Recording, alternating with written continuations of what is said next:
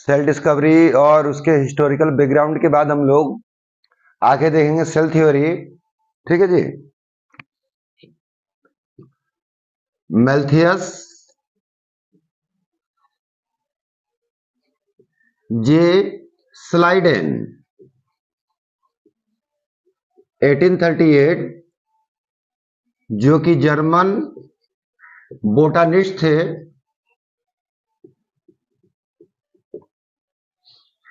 देखते हैं कि प्रत्येक प्लांट सेल सेम ढंग के बनावट से बना है। ठीक है जी, सबका स्ट्रक्चर एक जैसा ही है लगभग लगभग, और सब में सेल वॉल पाया जा रहा है। ठीक है जी। मैल्थियस जे स्लाइडेन 1838 में, जो कि जर्मन बोटनिस्ट है, देख रहे हैं कि सभी प्लांट सेल में क्या है, सेल वॉल पाया जा रहा है। और थियोडर श्वान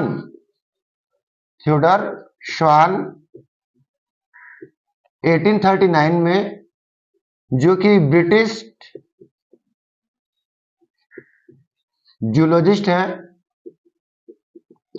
ये भी क्या देख रहे हैं कि एनिमल सेल, सभी एनिमल सेल का बनावट भी लगभग प्लांट सेल जैसा ही है, बस क्या चीज नहीं, उनके पास सेल वॉल नहीं है। ठीक है जी। स्वान जूलॉजिस्ट हैं, वो देख रहे हैं कि सभी एनिमल सेल का बनावट ही प्लांट सेल जैसा ही है, एक्सेप्ट सेल वॉल उनके पास नहीं पाया जा रहा है। तो इन्होंने दिया एक सेल कंसेप्ट। क्या दिया जी इन्होंने? सेल कंसेप्ट कि all plant animal consist of cell. ठीक है जी। और उन सेल का बनावट कैसा है? सेम है। दोनों ने ही अपनी फाइंडिंग मैच की। स्लाइडेन और श्वान दोनों ने 1839 में अपना फाइंडिंग मैच किया और कलेक्टिवली क्या प्रपोज किया इन लोगों ने? Cell theory. जेट स्लाइडेन और थोड़ा श्वान दोनों मिलकर अपना क्या प्रपोज कर रहे हैं? सेल थ्योरी, जिसकी दो चार एजम्पशंस है। सबसे पहला एजम्पशन ये है कि all organism consist of cell. Cell is morphological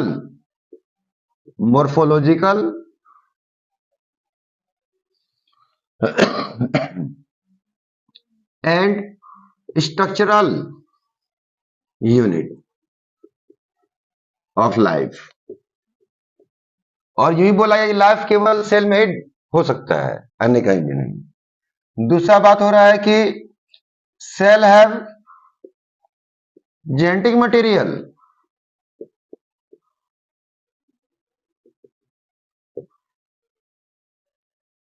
to transfer character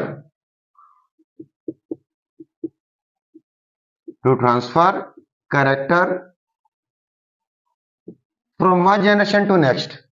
genetic material मतलब कि डीएनए वगैरह पाया जा रहा है, कोई ना कोई हेरिटेज मटेरियल पाया जा रहा है जो ट्रांसफर कर रहा है वन पीढ़ी से अगली पीढ़ी तक, क्या कैरेक्टर्स को।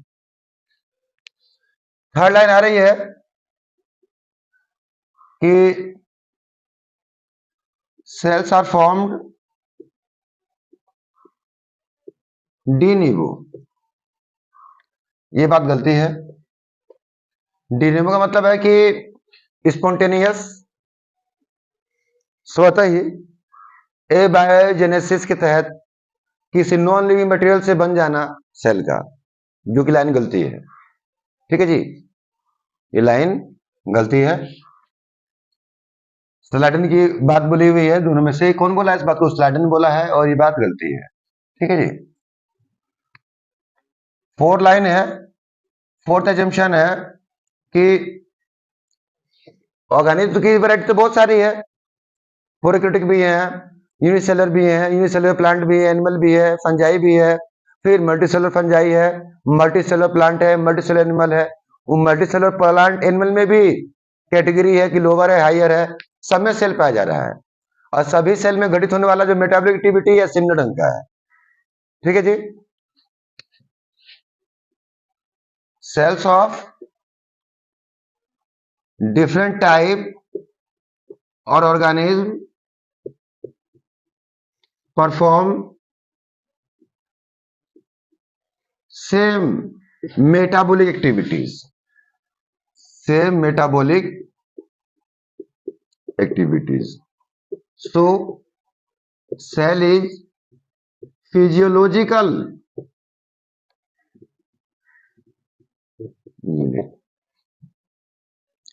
स्ट्रक्चरल यूनिट है, तो पहला लाइन बोल ही रहा था हम लोग का, फिजियोलॉजिकल यूनिट भी है। कार्य करने का सबसे छोटा पार्ट भी कौन है? सेल ही है ऑर्गेनिज्म के लिए। पांचवा एजम्पशन है सेल थ्योरी का कि सेल अपनी वाइटलिटी को मेंटेन कर सकता है। Single cell can maintain its vitality, अपनी जीवंतता को बनाए रख सकता है। जीवित होने का जो गुण होता है उसको मेंटेन कर सकता है सेल, अकेले सेल भी, बशर्ते उसे न्यूट्रिएंट सप्लाई, ठीक है जी, और ऑक्सीजन मिलता रहे। न्यूट्रिएंट सप्लाई और ऑक्सीजन मिलता रहे तो सेल, सिंगल सेल भी अपना लाइफ मेंटेन कर सकता है, उससे किसी अदर सेल की आवश्यकता नहीं है। सिक्स्थ लाइन है, सेल एग्रीगेशन है of cell organelles in cytoplasm with nucleus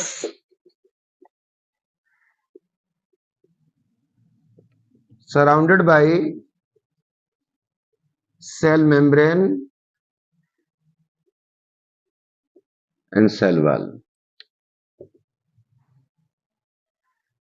cell जो है समूह हुआ है किससे बनकर? ऑर्गेनेल से।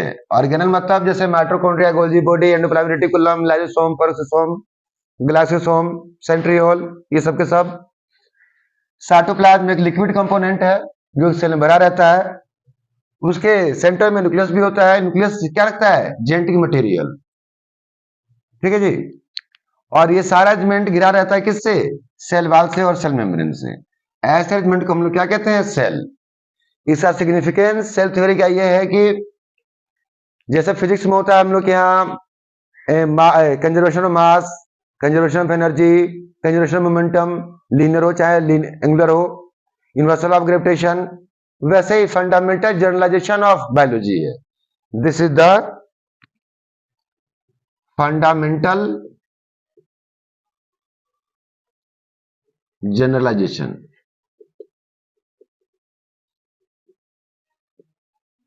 ये आइडिया सही बायोलॉजी पढ़ने वाले दिमाग में होना चाहिए कि सभी ऑर्गेनिज्म सेल से बने होंगे, सेल ढांचा बना रहा होगा, सभी सेल में फंक्शन सेम ढंग के हो रहे होंगे, ठीक है जी। उसमें जेनेटिक मटेरियल होगा, वो न्यूक्लियस में होगा, उसका बंटवारा होता होगा और वही पीढ़ी से दूसरी पीढ़ी को ट्रांसफर करता होगा।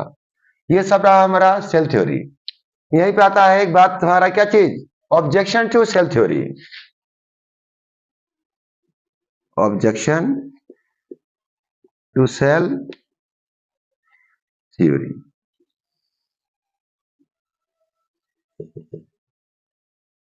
तो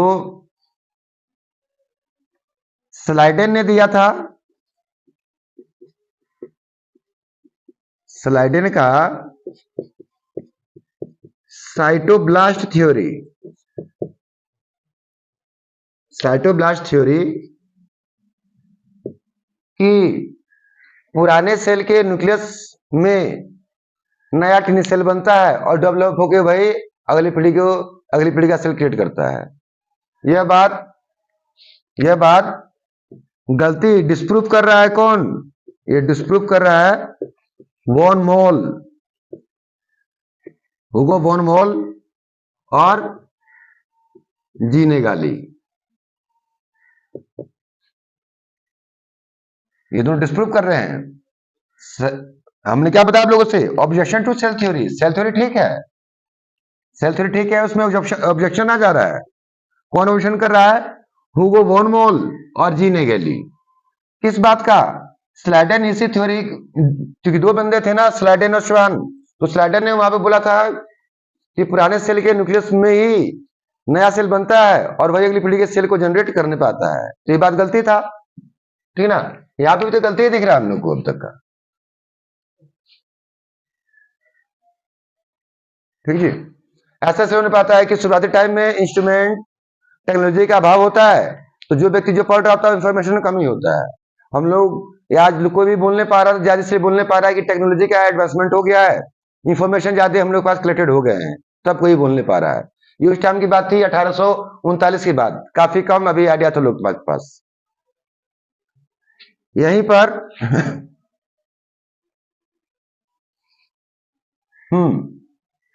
इस बात को बोलते श्वान। श्वान की बात,